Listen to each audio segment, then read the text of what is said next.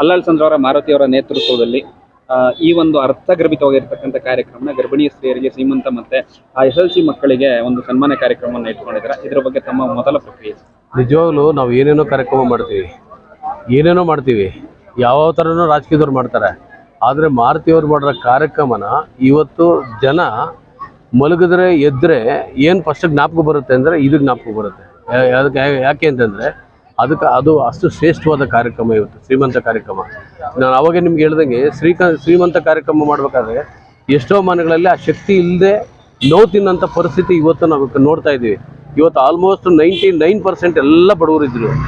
ಇವತ್ತೇನು 100 ಜನ ಬಡವರಲ್ಲಿ ಹೆಣ್ಮಕ್ಳು ಇದ್ದರೂ ಅವ್ರು ಯಾರು ಶ್ರೀಮಂತ ಮನೆಯಾಗ ಮಾಡ್ಕೊಂಡವರು ಅವ್ರ ಮನೆಗಳಾಗ ಮಾಡೋವಂಥವ್ರು ಯಾರೂ ಇಲ್ಲ.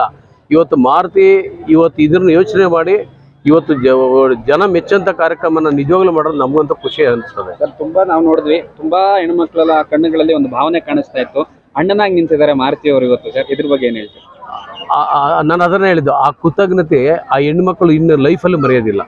ಆ ಮಕ್ಕಳು ಹುಟ್ಟಿ ಆ ಮಕ್ಕಳೊಂದು ಮಟ್ಟಕ್ಕೆ ಹೋಗ್ತಾರಲ್ಲ, ಆವಾಗೂ ಈ ಮಾರುತಿನ ಯಾವುದೇ ಕಾರಣಕ್ಕೂ ಅವ್ರು ಮರೆಯಲ್ಲ. ಆ ಮರೆಯಲಾಗದಂಥ ಕಾರ್ಯಕ್ರಮ ಇವತ್ತು ಅಲ್ಲಳ್ಸಂದ್ರಲ್ಲಿ ಮಾಡೋದು ನಿಜವಾಗಲೂ ಒಂದು ಶುಭ ಕಾರ್ಯಕ್ರಮ ಅಂತ ನಾನು ಭಾವನೆ ಮಾಡ್ತೀನಿ. ಸರ್, ಈಗ ಬಹುತೇಕ ಯಲಹಂಕ ಕಾಂಗ್ರೆಸ್ನ ಎಲ್ಲ ನಾಯಕರು ಇಲ್ಲಿದ್ದರು. ಇದು ಒಂದು ಒಗ್ಗಟ್ಟನ್ನು ತೋರಿಸ್ತಾ ಇದೆ. GB ಎಲೆಕ್ಷನ್ ಮೇಲೆ ಇದು ಎಷ್ಟರ ಮಟ್ಟಿಗೆ ಪರಿಣಾಮ ಬರುತ್ತೆ ಅಂದರೆ ಮಾರುತಿ ಥರ ವ್ಯಕ್ತಿತ್ವ, ನಾಯಕತ್ವ, ಜನಗಳಲ್ಲಿ ಆ ವಿಶ್ವಾಸ, ಜನಗಳ ಪ್ರೀತಿ ವಿಶ್ವಾಸನ ಮೈಗೂಡಿಸ್ಕೊಂಡ್ರ ದಿಸೆನೇ ಇವತ್ತು ಎಲ್ಲರೂ ಒಗ್ಗಟ್ಟು ಬಂದು ಸ್ಟೇಜ್ನ ಕಾರ್ಯಕ್ರಮ ಯಶಸ್ವಿಗೊಳಿಸ್ತಿದೆ. ತುಂಬ ಕಂಗೊಳಿಸ್ತಾ ಇದೆ. ಯಾಕೆ ಕಳಿಸ್ತಿದ್ದು? ವ್ಯಕ್ತಿ ಮೇಲೆ ಡಿಪೆಂಡು ಅಲ್ವಾ? ವ್ಯಕ್ತಿ ಹೆಂಗಿರ್ತಾರೋ ಜನ ಹಂಗಿರ್ತಾರೆ ನಮ್ಮ ಜೊತೆಯಲ್ಲಿ. ಅದನ್ನು ಇವತ್ತು ಮಾರುತಿಯವರು ಎತ್ತಿ ತೋರಿಸಿದ್ದಾರೆ.